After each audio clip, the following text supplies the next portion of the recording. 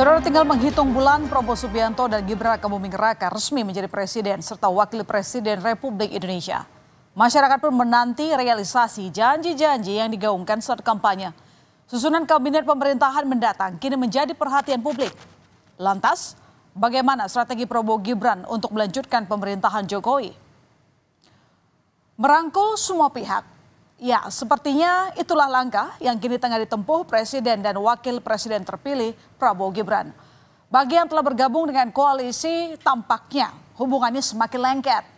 Di sisi lain, Prabowo juga tengah berupaya merangkul semua partai pesaing dalam pemilihan Presiden 2024 kemarin. Namun di tengah dinamika politik yang ada, Prabowo menekankan bagi pihak-pihak yang tak mau kerjasama untuk tidak mengganggu.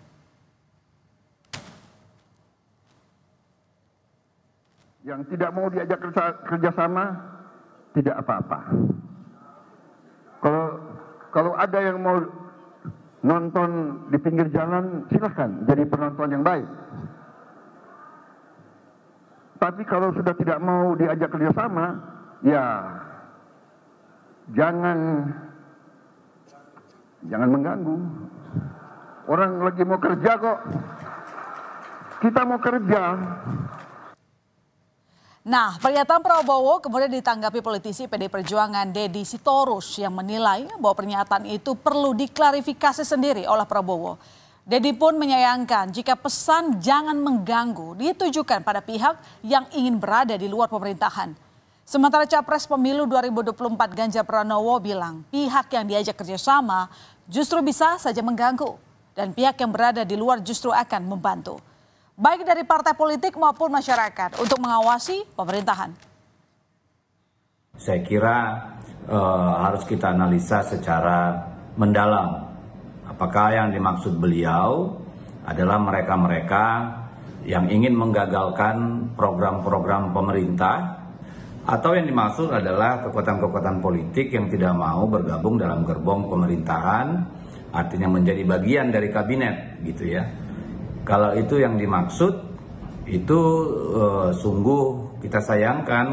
Jadi kalau itu yang dianggap mengganggu, ya saya kira Pak Prabowo harus mengklarifikasi itu. Bisa ganggu loh, saya ingetin loh ya. Jangan sampai kemudian yang di dalam malah mengganggu. Umpama kita ingin menciptakan pemerintah bersih, tapi korupsi di dalam itu mengganggu. Yang di luar jangan-jangan malah membantu karena mengingatkan yang baik gitu. Dan check and balances akan berjalan. Dan kalau kemudian partai politik katakan tidak ikut di pemerintahan, masyarakat sipil tidak ikut di pemerintahan. Masyarakat sipil bisa loh memberikan catatan-catatan kritis. Jadi kita mesti. Dan bicara soal pemerintahan Prabowo Gibran 5 tahun mendatang, Menteri Koordinator Bidang Kemaritiman dan Investasi Luhut Binsar Panjaitan memberikan pesan pada Presiden terpilih. Dalam sebuah forum di Jakarta, beberapa waktu lalu, Luhut berpesan untuk tidak membawa orang toksik yang akan membawa kerugian pada pemerintahan. Di lain waktu, ia pun menjelaskan pernyataan tersebut tidak ditujukan untuk orang tertentu, melainkan sebagai pengingat agar Prabowo selektif dalam memilih anggota kabinet yang bisa bekerja dengan baik. Menyikapi pernyataan Menko Marves Luhut Binsar Panjaitan, Presiden Joko Widodo pun mengaku sepakat. Jokowi menilai pesan yang disampaikan Luhut adalah hal yang benar untuk diadopsi oleh pemerintahan Prabowo Gibran nanti. Namun soal siapakah yang dimaksud orang toksik, Jokowi meminta hal itu ditanyakan langsung ke Menko Marves Luhut Binsar Panjaitan. Sementara Capres Pemilu 2024 Anies Baswedan menyatakan bahwa perbedaan pemikiran atau gagasan bukan berarti buruk. Anies juga mengaku cenderung menghindari diksi yang merendahkan atas perbedaan pandangan. Tidak boleh ada orang-orang toksik begitu di pemerintahan. Ya benar dong. Ya. Jadi sebenarnya benar ya. Benar. Arahnya kemana Pak? Hah? Ya ditanyakan kepada yang menyampaikan. Tanyakan ke Pak Luhut. Seperti apa melihat? Pikiran boleh berbeda, gagasan boleh berbeda, tapi satu hal, hormati perbedaan itu. Orang toksik yang dimaksud hormati. Jadi saya cenderung menghindari diksi-diksi yang memberikan label merendahkan atas perbedaan pandangan. Karena ketika kita memiliki pandangan yang berbeda, bukan berarti yang berbeda itu lebih buruk.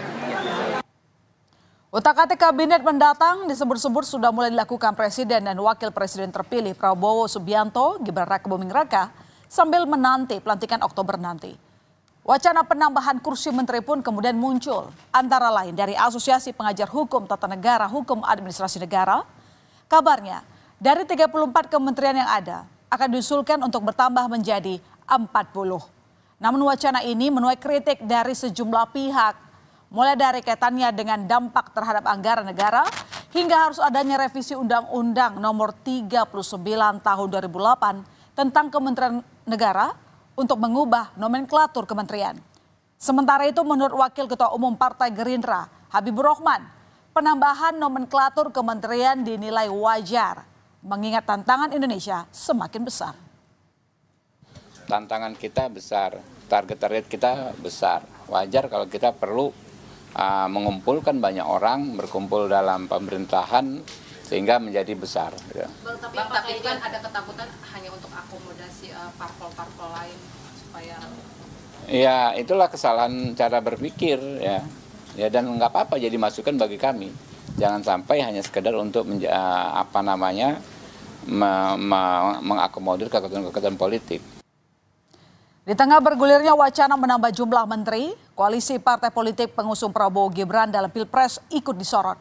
Antara lain, karena gemuknya koalisi yang disebut-sebut menjadi salah satu pertimbangan menambah kursi menteri. Sedangkan calon wakil presiden 2024 Mahfud MD menilai, bertambah banyaknya nomenklatur kementerian justru bisa membuat rentan praktik korupsi. Pasalnya, selalu ada celah untuk korupsi dalam tiap kementerian yang mendapatkan anggaran.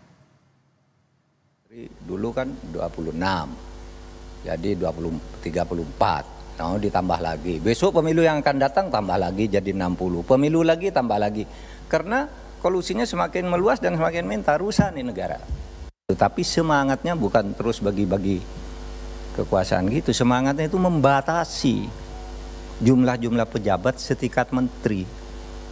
Karena semakin banyak itu semakin banyak sumber korupsi, itu semua anggaran.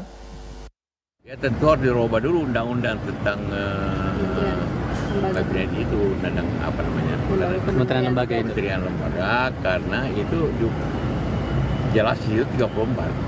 Kenapa sampai 40 itu untuk akomodasi partai politik yang mengusung Pak Prabowo Gibran itu gimana? Pak? Tapi itu artinya bukan lagi kabinet kerja namanya, bukan second kabinet, tapi kabinet yang lebih sangat politis. Kalau Bapak lihatnya begitu juga? Ya tentulah kalau hanya. Setelah urusan kursi menteri, persoalan posisi Jokowi dalam pemerintahan mendatang ikut menjadi pertanyaan. Akankah ia benar-benar menjadi penasehat presiden seperti yang telah banyak dibicarakan publik? Presiden Jokowi enggan banyak berkomentar soal ini. Ia bahkan menegaskan saat ini dirinya masih fokus bekerja sebagai presiden. Bapak disebut sebagai aset Pak Prabowo, Pak. DPA juga, Pak. Tanggapannya gimana? Tanggapannya Pak pertimbangan Agung. Ini saya itu masih jadi presiden sampai masih 6 bulan lagi loh. Masih presiden sekarang ini. Ya sekarang masih bekerja kayak gini ditanyakan. Semua kelembagaan sekarang sedang dikaji, ada beberapa lembaga yang mungkin sedang perlu diperkuat, tapi juga ada beberapa kelembagaan yang juga sedang dipelajari untuk digabungkan dengan kementerian yang ada atau dilebur atau malah dilikuidasi. Sedang dalam kajian-kajian, termasuk Dewan Pertimbangan Presiden. Dalam upayanya merangkul semua pihak, Presiden terpilih Prabowo Subianto disebut-sebut akan bertemu dengan Ketua Umum PDIP Megawati Soekarnoputri. Momen peringatan Hari Kemerdekaan RI nanti bisa jadi salah satu opsi untuk waktu pertemuan tersebut meski belum ada kepastian dari kedua pihak. Apakah ini bagian dari strategi untuk membawa Indonesia menjadi lebih baik? Yang jelas, apapun langkahnya, masyarakat Indonesia berharap bahwa keberlanjutan pemerintahan benar-benar akan memajukan bangsa ini.